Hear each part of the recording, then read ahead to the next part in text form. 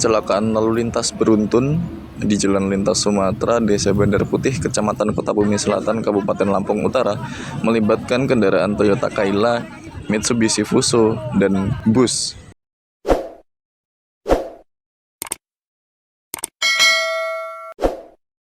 Pada Senin 4 Agustus 2025 sekira pukul 11.30 waktu Indonesia Barat.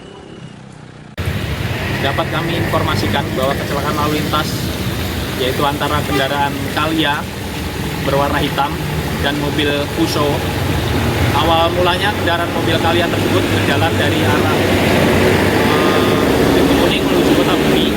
Setelah sampai di TKP, kendaraan Kalia tersebut oleng. Menurut keterangan saksi bahwa sopir kendaraan Kalia tersebut mengantuk dan terjadilah kecelakaan lalu lintas.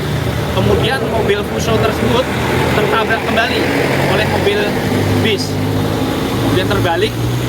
Nah, akibat kejadian laka lantas tersebut, satu orang sopir Kalia meninggal dunia di tempat kejadian perkara dan penumpang dari mobil Kalia tersebut mengalami luka. Saat ini ditangani oleh Rumah Sakit Handayani.